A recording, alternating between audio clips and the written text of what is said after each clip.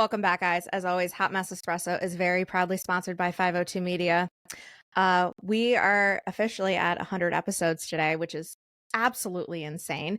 And to celebrate that, we have Shawn Coss on, who is an artist whose images depicting the symptoms of different mental illnesses has not only caught global attention, they're helping to fight the stigmas of those mental illnesses. Over the years, he's gone from a handful of prints to depicting over 100 mental conditions. He's since gone on to co-found Any Means Necessary Clothing, and today he has found his way onto Hot Mess Espresso. Shawn, welcome. Thanks. Yeah. So I guess, I know, we were just talking about, I know, we're both just such awkward human beings, and it's totally fine. This is going to be awesome. I know, I love it. I cannot wait. So what inspired this specific genre of art? Because a lot of people say they're macabre, they're creepy. I love them. But, you know, what inspired that? We're talking about in regards to the mental illness stuff or just my art in general? Just your art in general, because I know the mental illness prints are what really took off, but just your art in general. So art in general, I was always drawn to artwork. I found my dad's old military sketchbooks when he was still served of his Beetle Bailey sketches, which is an old Sunday comics artwork, and then some nature scenes. That's it, deer and eagles.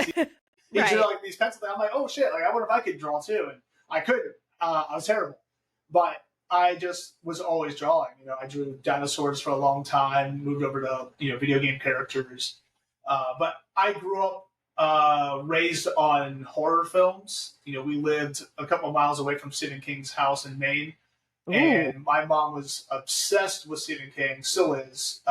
She used to, let me watch all these movies I shouldn't have watched at 4 or 5 years old. And so I feel like a lot of that kind of inspired this more darker aspect of artwork. But I don't know, it's not really dark to me. Mm-hmm. I get bored in reality, so I don't want to draw stuff that's already out there. I want to draw some weird shit, and I don't know, something about it just draws me to it. Pun, but yeah, but it's just I don't know. I blame my mom. She raised me on horror films, and yeah, so it's her fault. What are some of your favorite horror films? Fuck, oh my god! So there's a lot of new ones. Mm-hmm. And then there's some old ones. Okay, right. So I'll start new and go back. Mm-hmm. So new, I am in love with the Rocker Brothers. Talk to Me, Bring Her Back are probably some of my top films right now. But Together and Weapons are fucking phenomenal. This whole new genre of horror that we're getting into is just great. Anything Jordan Peele, I'll fucking watch it. 1,000%.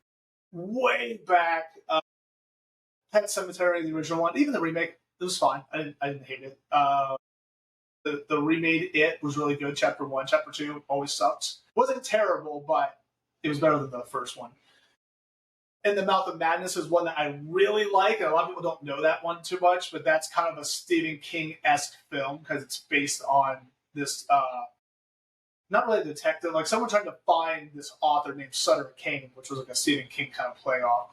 Gotcha. That was a super dope one. The Gate, really dope. That one gave me fucking nightmares. It's about these kids that found a record that they played backwards. It had satanic words, and they had a book, and there's a hole in the backyard and open up to the gates of hell. And they had these little fucking demons that used to give nightmares. But yeah, a lot of anything with religious undertone or possession, I'm a huge fan of.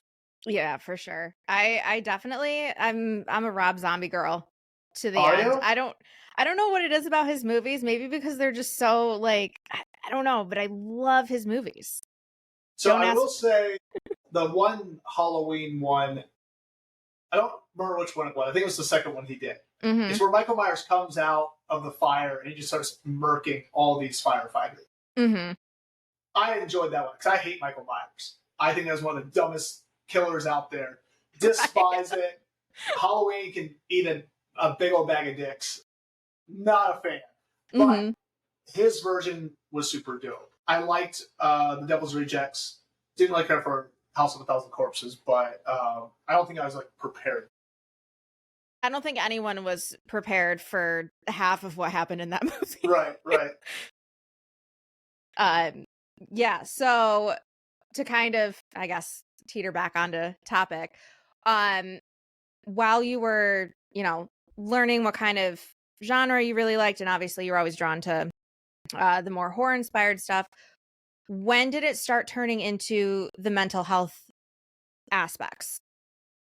The mental health stuff started around like 2016. Hmm. It was like 5 years into my nursing career.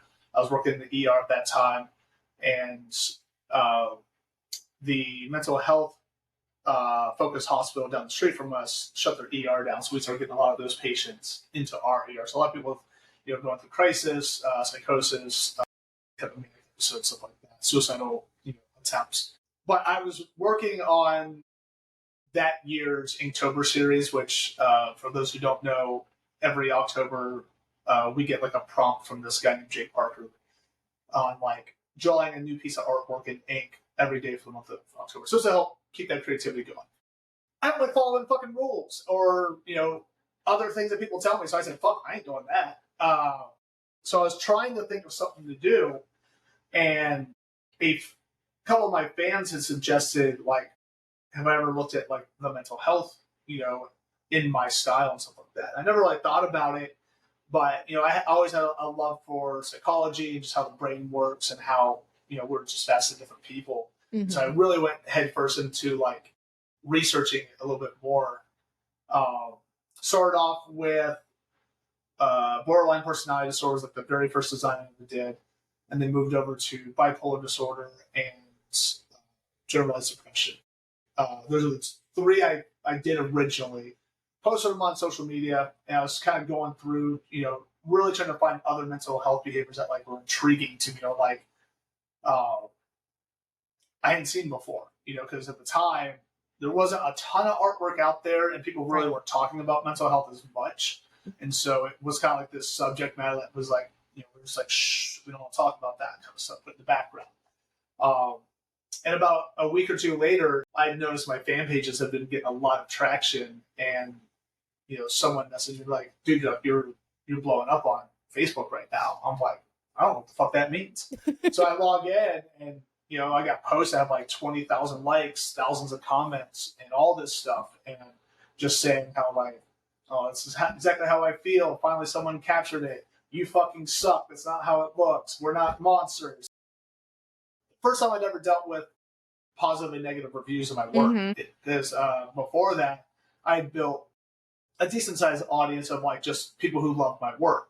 Well, now it went viral, so now it's people that don't know who I am, Yep. sees this artwork, and then automatically come up with this notion of what they think I had intended for it, and so they're like, fuck this guy. But I had seen how much it was helping people because other people kept saying like, nothing really shows how I feel, and this artwork does. So that really inspired me to keep going with it. I was like, man, I feel like this is just not represented accurate enough for people. Because whenever I looked at like, you know, bipolar disorder, it's always like, I don't know, very like cute and kind of rough, colorful stuff. I was like, man, I don't know if people with bipolar disorder would say that's very cute and fun and colorful. They're probably like, no, dude, it fucking sucks. Hmm. And so I guess I wanted to draw the sucky part of it and like the scary part. And so recently, a therapist I talked to gave me a really good uh, word for my designs. It's the externalization of the behavior, as Ooh. opposed because a lot of people are like, "I'm not a monster. You're making me look like a monster." I'm like, "No, it's not you. It's your mental health." Yeah. But when she said like, because she uses it in her practice, and she goes, "This is the externalization of what your mental health is," and I was like, "Oh, like I like that." And so I'm kind of, you know, sorry I don't remember her name, but I'm taking it. Thank you. But yeah, it became this thing that took a life of its own. Obviously, being in the hospital setting, seeing it firsthand, and then just having a lot of friends in that field that can help me with case studies and all that stuff really helped me understand it more. Even from then, 2016 to now, I've learned so much more on Hmm. a lot of these behaviors, like borderline personality disorder and OCD are probably the two I've learned so much more about. Hmm. And people are like, well, why don't you fix the book? because it has some misconceptions in it. I'm like, I don't want to fix it because that's where my head was when I created it in 2016. Yeah. So I have this, this newer book that comes out that's going to be the more like what I've learned kind of thing. And Yeah. so I think that answers the question. Fuck. Yeah, no, it answered it perfectly fine. Actually, the borderline print is how I discovered you. It was just randomly on my Facebook, and this was back in, let me see, I got diagnosed, I started getting help when I was like 25, so that was 8 years ago. So yeah, it was around like when you first started releasing them. Okay. And that was the first time, like, I had just gotten diagnosed borderline, and I was like, everything that I'm Googling, this is awful. And I saw that print, and I was like, that. Like, and I know obviously you were saying like there's some misconceptions in it and stuff like that. But again, in between 2016 and 2018, when that print was coming out, nobody knew jack shit about borderline. Right. They still really don't, but at least it's like there's a little bit more research. People are speaking out about it a little bit more. They're trying to humanize it and stuff like that. And that's, I started with the blog, and now I'm here, and I love telling people what borderline isn't, because of the fact that people just think it's this big villainous like disorder.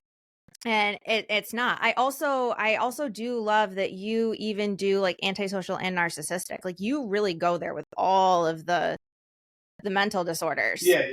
So that's just off the top of your head, were there any like drawings that you did that were the hardest to kind of really depict based off of your research? Borderline was one of them. Mm-hmm. Thankfully, I met a very amazing person I consider my friend. She's based out of LA. Mm-hmm. Is it LA?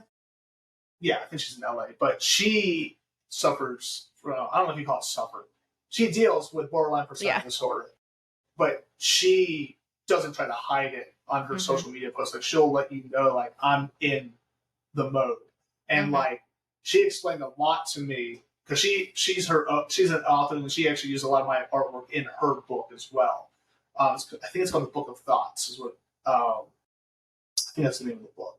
But she opened up my world to understand like what borderline is, and like a lot of that, like at least with her, like in terms of like how she reacts to like feeling like she's being abandoned, and like the over sexualization of certain things.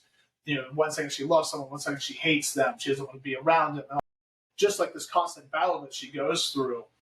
And she helped me a lot with the newest book, because I had asked her, like, what are some of the main points that like is kind of like broad for everyone who has borderline, and then like let's fine tune some of it. So that one, the first time I did it was pretty difficult because I didn't fully understand. There wasn't a lot of information out there. Right. And then, so like this newer one I have that's coming out actually this year, it was actually commissioned for her, but it was this figure that's an angel and a demon kind of tearing themselves apart with all this stitching. And she felt like that really personified like this dual battle that she constantly has. Yeah. So that one helped. OCD, also another one that I struggled to fully understand in 2016. And these last couple of years, my business partner for my the company I own, he was diagnosed with OCD and ADHD, and he's very open about his therapy sessions. And so I've learned so much about like the intrusive thoughts and that voice, and just the like the different pathways his brain goes through just having conversations. And that helped me to understand my dad, who is one of those good old boys from West Virginia that doesn't believe in mental health, but he has severe OCD and anxiety. And when I'm talking to him, it's the same stuff that my business partner tells me. I'm like, oh my God, like, you have fucking OCD, Dad. Like, you do. He goes, that's not even real. I'm like, okay, sure. What the fuck ever. But you do. And then the other one that was very hard was crap. So I had OCD, borderline. Not hard. I just knew it was going to hit a nerve, which was histrionic personality disorder. Mm-hmm. That one touched the nerve on some people. Funny thing is, the people that it touched the nerve of fit the design pretty well. I'm like, oh, all right. Well, I think I hit too close to home, and that's why you're upset about it.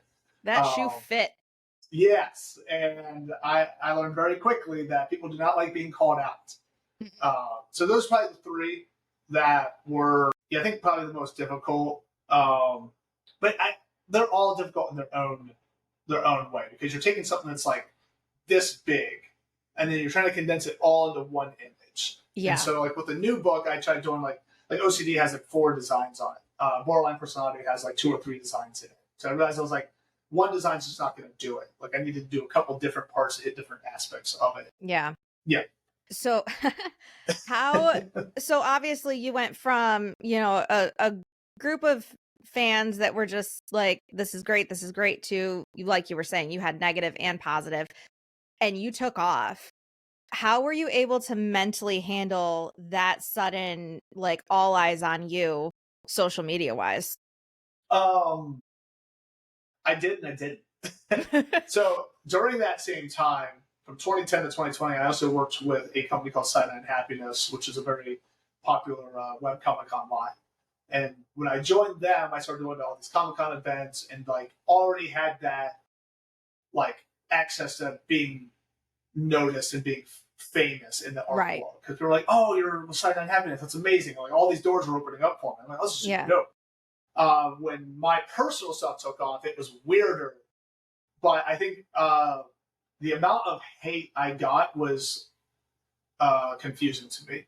There was a Mhm. Facebook group called like, was it autistic people who hate Shawn Coss or something like that?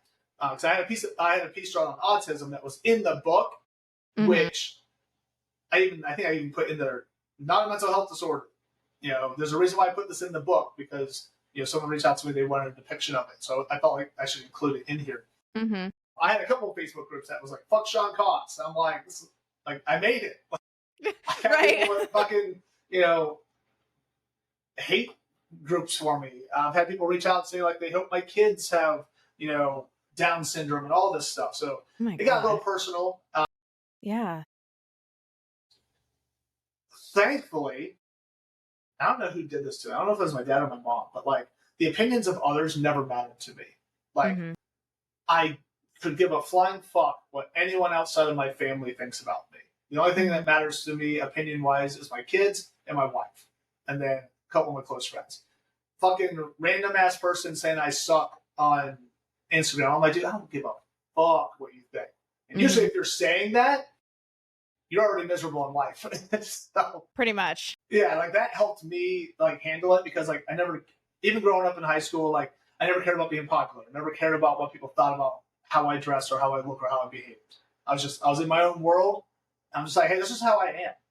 Like either you like it or you don't like it, but I don't care either way. Yeah. When did you decide to go from prints to, let's put them all in a book? Just make it an Well, all-in-one. actually, it was a book first. Oh, okay. So in 2016, when I put it out in October, we were getting towards the end of the month, and everyone kept saying, "We need a book of this. We need a book of this. We need a," Mhm. and like they kept doing it. And I said, I didn't feel right. I was like, I don't know, man. I don't know if I should put a book out about this. But my business partner was like, we should, and then we could, maybe we can do something with like a donation or something like that. So we made a pamphlet. It's like a 5x9 book. Mhm. Just not greatly put together, but it was okay. Mhm. And we made like 60K in that first week from this book sale. And Right. so we ended up donating like 15K to like there's a place called the treatment was it the Treatment Center of Advocacy for Mental Health down in, I believe it was in Georgia. It's the one that Robert not Williams Robin Williams' wife said like, we believe in this one. They use 100% of the donation Mhm. towards research, not like CEOs don't get it. So we've donated multiple times to that place over the last 10 years. Right. So to kind of jump subjects a little bit, you have a clothing line, Any Means Necessary. Well, I guess it's more than a clothing line because it's a whole bunch of stuff. Yeah. But w- um what was the inspiration behind, let's just put it on things other than prints? That's my business partner, Mikey. We met randomly from 2 different parts of the world. He's a hip Mhm. hop streetwear kid. I was a goth kid. we shouldn't have been friends, but we had like a passion for like MMA and video games, stuff like that. So we kind of became friends. What, 2014, 2015, he's just like, dude, we should start a clothing brand. I'm like, that sounds fucking stupid. No, I don't want to do that at all. Like, I tried doing clothing brands before, but my idea of a clothing brand was like, I just print on t-shirts and put it out there, like just put a design out there. And he didn't really have an idea either. He just goes, dude, we should just make a clothing brand. I'm like, we don't know what the fuck we're doing. Like, why would we do that? So it took him a while to talk me into it. And we eventually started putting out designs in like 2014, 2015 that did pretty well. We started with $200 in his basement, and then grew it to like a multi-million-dollar business now. Yeah, I didn't want to do it at all, not at all. But he kept pushing me to do it, and I just said, "Fuck it, man. Sure, let's give it a shot." He came up with the name Any Means Necessary because he was a cable guy, just fucking making enough money to get by. And I was at the time, I was in nursing school, but I was on CNH. I was just running on fumes. So, dude, if we just make a clothing brand, like we could just make cool shit, and maybe it'll become something. Yeah. So it's his fault. So why the hyena? I've always been curious. So in 2018, 2019, we were trying to like figure out what the fuck we were. Are we a Shawn Coss art brand?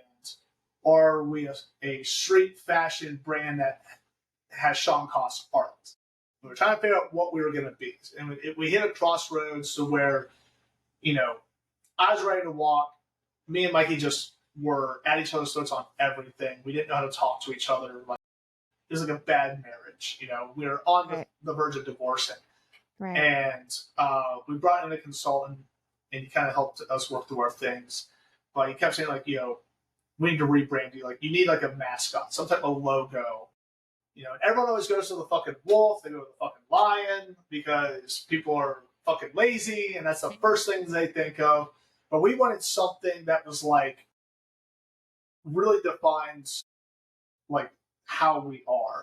And so we looked at a couple of different animals. Like the honey badger was one of them. Oh my God. I love that.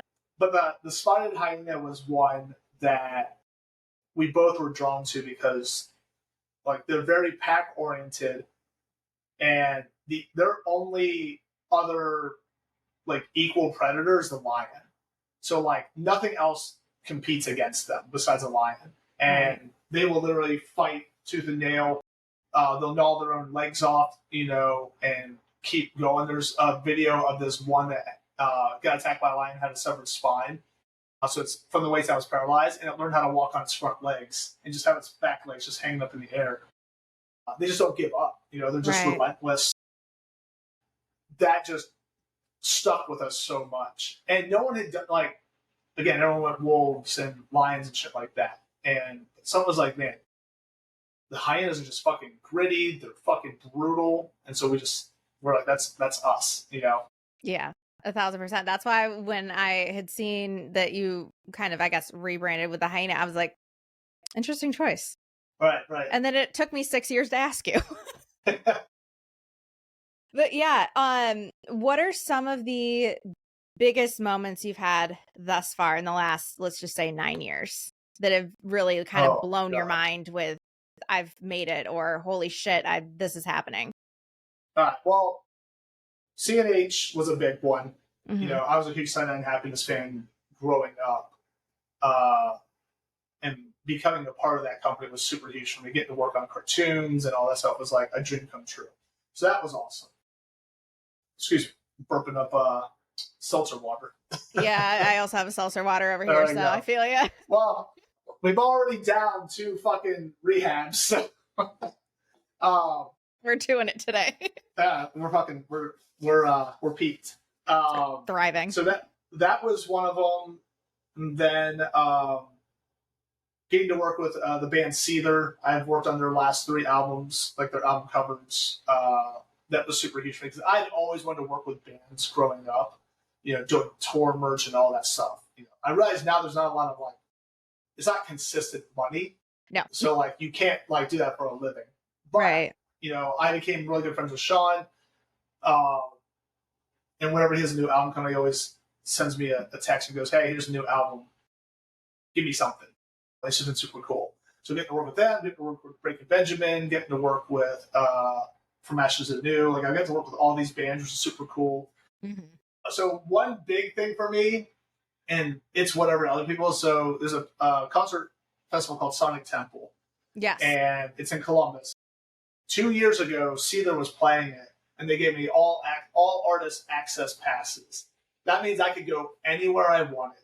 Right. And fucking 16-year-old me was shitting blood, knowing that, like, dude, you're literally at the side stage watching, Non-Point, Seether, Falling in Reverse. Like, you're watching these bands, and I can go anywhere. I'm hanging out with, like, the Misfits, and it's just like, this is fucking wild, all because of connecting with Seether with my artwork and all that stuff. More recently, getting into like the clothing brand. Well, actually, so 2023, we did like the most money we'd ever done was like $4.2 million in a year, which is fuck,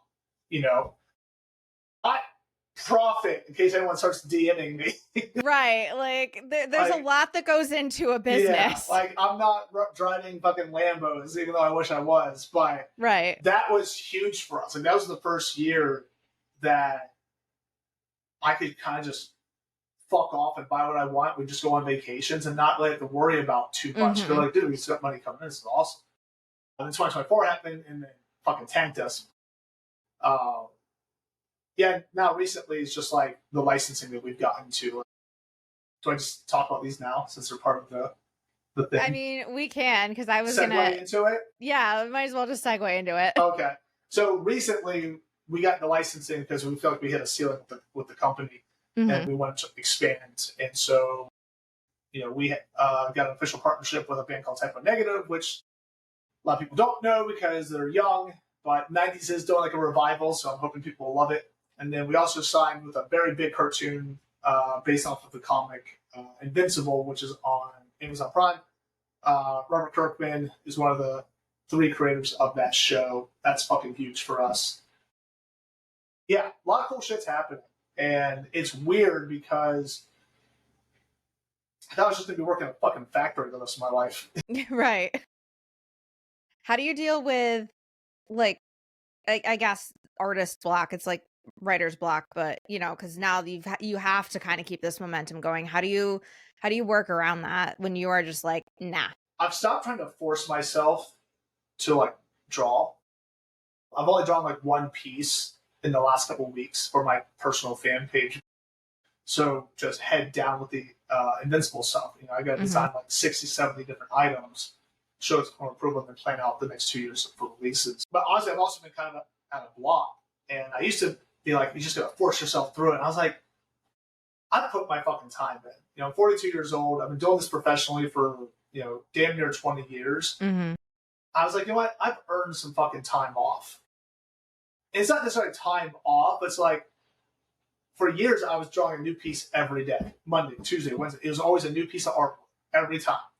But it was too much. Mm-hmm. And I felt like I had to, though. And it wasn't because I always wanted to create, but I felt like if I didn't, I'd lose all my fans. And they'd all disappear. Now I'm just like, I'm just going to draw when I feel like it. When I feel like it needs to come out, if I have a solid idea, I'm going to put it out there. I'm not going to put out a half-assed idea anymore. And so I just kind of, play video games. I'll watch some horror movies, hang out with my kids. Sometimes they're watching like K-pop Demon Hunter, like it's super inspiring right now to me. Right. And they're, listening to it every day. I listen to it every morning when we're taking them to school. Mm-hmm. And so I don't force it anymore. If it comes, it comes. I let inspiration kind of hit me, but I'm just so active in, working on the business right now, trying to be present for the kids, they're going to start a dance. I love dance. So, like, I'm trying to learn. You know the song Gnarly? Who's it by? Cat's Eye. No, maybe. If it's a TikTok sound, I probably know it just from my way too much doom scrolling. You'll look it up after this podcast. I will. It's very feminine. It's very like K-pop style, but the Mm-hmm. dance is so fire, and I'm trying to learn it with my daughter. She's learning it with her friends, but I told her I was going to learn it before her. So yeah, that's kind of the stuff I've been doing. I've been kind of like taking my creativity and putting it towards other things. You know, not trying to. I think as artists, we beat ourselves down when we have like artist block. You know, Mm-hmm. I realize like, hey, if I'm blocked, I try to do everything but art to like unblock myself. So like I have a garden that me and my wife started about 2 years ago, and I absolutely love gardening, like the vegetables Mm-hmm. and all that shit. It's fucking fun, and Yeah. I find a lot of times my ideas will come while I'm picking vegetables. 1000%. Yeah. So, I mean, you've kind of already answered it, but how are you like taking care of yourself, juggling all of this, being a present father, learning a new TikTok dance, like, you know, running a company, the art.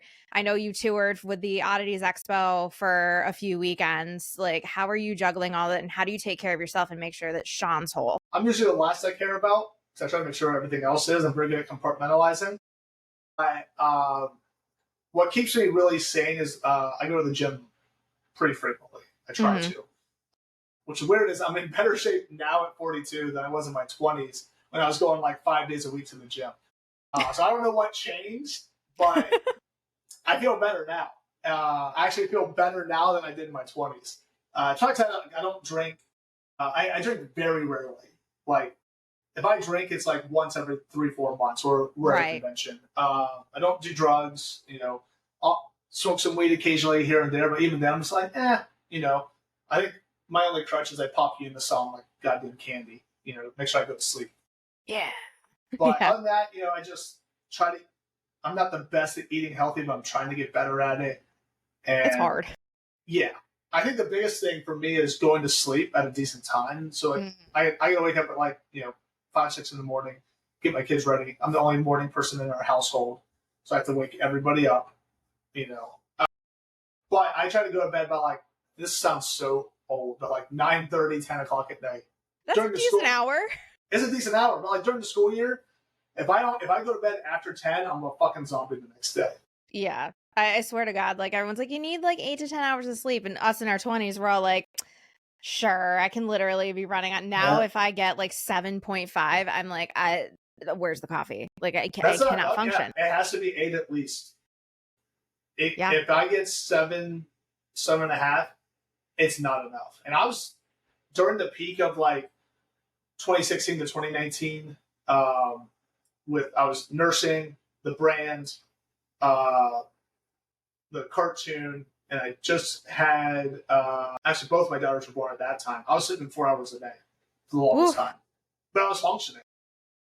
Adderall probably helped at that time because I didn't need sleep Just a or little. food. I was just methed out of my head. Basically, no, I know. It's what do I affectionately call it? Diet meth. I'm just like, it's like Yes. the legal version of Oh, dude. it. When they checked my blood when I applied for nursing, so they had like your sheet, and so I Hmm. had like THC, nothing, blah blah, and then amphetamines was like off the chart, and they're like, "What's this?" I was like, "Oh, I'm on alcohol." And they're like, Yeah. "Oh, Right. It's like it's getting more common now that people are on Adderall, but also like proving that you actually have an Adderall prescription is really difficult sometimes. yeah." I'll tell you Like, what. I wish I had it still because there's some days where I'm like, "Okay, I need to lock in for like 16 hours." yeah. Yeah, literally.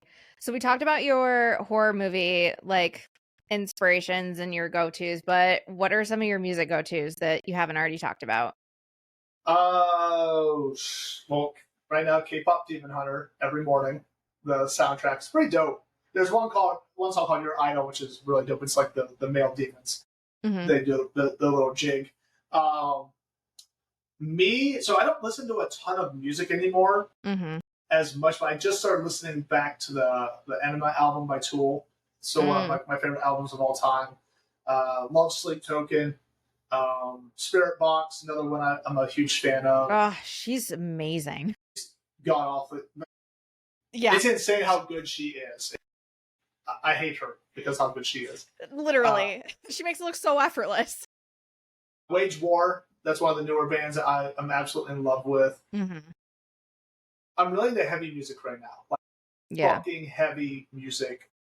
It has to have a rhythm to it though. Like I call it the it's my own thing, chugga chugga music, where it's just like the it's like you can You bounce to it. Yeah, you would like Kubakan then. Kubakan? Yeah, they're very chug like metal. Okay. They're very like just really heavy bass lines, and they're great. Yeah. So They're yeah, my yeah.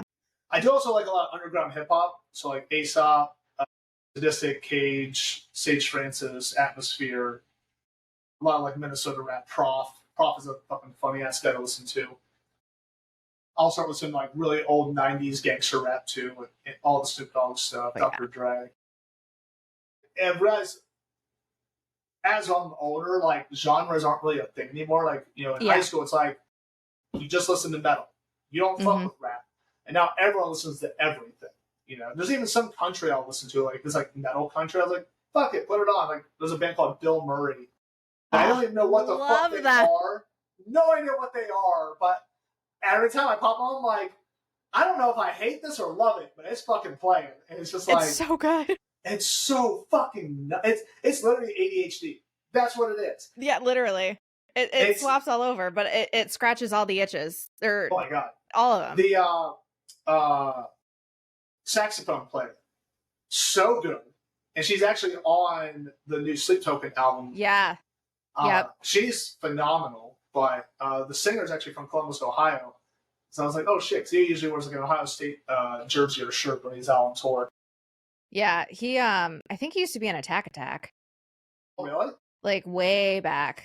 I feel like, because I think Caleb Shomo was in Attack Attack, plus Johnny from Bill Murray. I'm just like, so they just disbanded into different projects. Got it. There's another band called Lakeview that opened up for Breaking Benjamin, Wage War, and Stained. They're straight country, like metal country. So I found out that the guitarist from Wage War actually wrote Lakeview's whole album, music-wise. He's like, this stuff's too country metal for Wage War, so you guys can have it. And so it's like two singers. They look like they're like they got the fucking cigarettes wrapped on their fucking sleeve. Yep. I'm not a country fan, but I was like, okay, I respect this. Like, it's got enough heaviness to it that I can be okay with them wearing tight pants and cowboy boots. Yeah. See, I'm not a huge country fan either. And then, artists like Hardy comes out and it's like, oh, well, okay. And he has Jeremy McKinnon on a song, and like half of one album is country, the other half is like more metal based. And I was like, okay, we're mixing the two. I don't know if I want to mix the two fan bases, because metal fans are way nicer than country music fans at shows. They just are. So I don't know if I really want to like mix this, but I like what I'm hearing. And metal fans can handle their liquor better, because whenever country bands would come in to Blossom Theater, and I was working the ER, we had so many country fans coming in like too drunk. You never saw metalheads come through because they know how to handle their shit. They know how to handle their shit. Half of them don't even drink either. Right. Yeah, country, like, they'll come in like, yeah, I drank like 30 beers and 2 shots. I don't know what happened. I'm like, well, they don't even make it out of the parking lot half the time. They don't. You're paying that much for a ticket and you're blacked out before you even get in every there. time. I don't know how they do it or why they do it. I don't know either. But yeah, I've like never, ever, ever had an issue at a metal show, and I've been to several, and I am a little 5 foot, like tiny You're being. very short. I am very short. You made me feel tall. I was just gonna say, you know exactly how tall I am. So, and I feel much better, much safer at a metal show. I went to a Brantley Gilbert show once, and I was like, never again, never again. I'm at a Kubakan show, and I'm like, this is fine. I'm good. Like we're totally fine. It's funny how that all like pans out. But kind of a super off topic question. Do your kids think you're cool, or are you just like weird dad? I don't think I'm cool at all. No, they don't at all. It's just what I've always been. My oldest thinks I'm weird and cringy, but I think she understands that I do have like some fame, because like some of her friends will talk about me. Like her one friend gave me this. I don't know if you can see that. He wants me to redraw it as like my own style. Oh, that's actually pretty cool. I was gonna do it and then send him a bill and be like, "Welcome to having me as a This is what as a happens when you want commission." something commissioned. Yes, and my youngest, I just don't think they care. Yeah. I think they care more about me just being here, um, which I never really had growing up because Hmm. my parents just had to work so much just to make ends meet. So they would be gone from like 7 a.m. to like 8 p.m. at night, like Monday through Friday. So we never really Yeah. saw them a lot. I had to do that a lot in the beginning, just working so many multiple jobs. But Hmm. now I'm just like, I want to take them to school every day. Like that's a thing I want to do. Even though it's 20 minutes into school, 20 minutes back, it's wasting astronomical amounts of gas. But every morning I get to see them. A lot of kids don't get to say that. Yeah. No, that's big. So besides the Typo Negative collab and the Invincible collab, you have the new updated book coming out later this year. Do we have a date yet, or is it Um, still TBD? so the books are supposed to arrive today. Ooh. Uh, yeah, right. They're supposed to arrive like much later. So they're arriving today, which my employees are probably pissed off because I usually help unload the books because it's like pallets and pallets and Yeah. pallets. Uh, but we had to get all the Kickstarter stuff out first, and we're waiting on a couple of the other, like the figure. They're still being produced, the box for it, stuff like that. Once we Hmm. have all that stuff, we'll start shipping it out. I'm hoping we'll release the new book on Black Friday in November. So I'm hoping. That's If so we exciting. if we're like falling behind, we just can't. Then I'll probably push it to potentially May. My business partner will want to do it sooner, just because he wants to get it out there. Hmm. But May makes more sense to me because it's Mental Health Awareness Month, so it made more Right. sense. Right. Absolutely. So besides all of that, is there anything else like that's next for you guys for any means necessary for you? I'm going to Japan for 2 weeks in October, Ooh. just because I've always wanted to go. Yeah. And I figured at 42, why the fuck not? It's going to be Yeah. tough because it'll be 2 weeks away from my kids, so that'll be a little rough. Hmm. But I'm going with my friend who's the producer for CNH. He's a good friend of mine. One of my childhood friends is going too. In terms of AMN, we're hoping these licenses keep going well. We have a lot other licenses that aren't signed yet, but we're talking with. Hmm. But I'm hoping next year will be very big to where I'll be at like San Diego Comic Con, New York City Comic Con, doing like big things with Invincible. So we just have to make sure we can deliver on our side, make sure we have blowout sales, and people are excited about the designs to make Skybound and Amazon want to work with us more. But other than that, also we got September 24th is my 20-year anniversary with my wife. So That's we so are exciting. trying to go on a cruise, I think, next May because my wife doesn't like hurricane season. So this time of the year, we ain't Yeah, going no. nowhere. So Mm-mm. next year, my business partner's wife turns 40.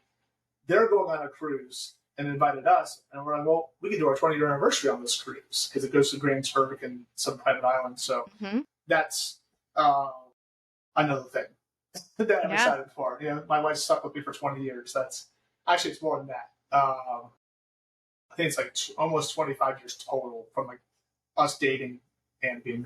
Oh, so you were like babies when I you was got together. 18. She was 19. Yeah, she was rocking the Oh. cradle. That's you don't really see a lot of relationships that start that young that Mm-hmm. are still going strong 25 years later. We were both masochists, so we just like we like to suffer together. Hey, sometimes suffering together is how it works. Yeah, So I mean, I don't know how anyone. I keep realizing I'm coming out of blur, been blurred, and there we go. it goes in and out. It kind of like evens itself out with My the production.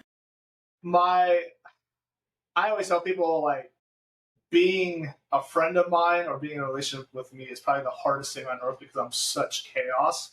Hmm. I'm always doing so much stuff at all times, and it's like I was very fortunate to find someone that could balance it out and could Hmm. tolerate it because I don't know how many people could tolerate me having to leave all the time, Yeah. like traveling and, going to Japan for 2 weeks. Even though she did go to Iceland for a week last year during our anniversary, she Ooh. left. I told Well, her to. I was like, hey, hey, there's take no risk this. of hurricanes in Iceland, so. That's true. It's just cold as fuck. But yeah, I've been very fortunate. The fact that I found someone that I connect with that can just put up with my bullshit. Yeah, 1000%. Well, Shawn, thank you so, so much for coming on. For anybody interested, you can find him on Instagram at Shawn Coss, SHAN or SHAWN. I can't spell today. COSS. Hey, at least you And didn't put an R in there. So right. So, and then find him at anymeansnecessary.com for the clothing line. I highly recommend the dopamine trucker hat. That thing is the most comfortable thing ever, and I love it. So yeah, Shawn, thank you so much for hopping on. yes, it was a pleasure.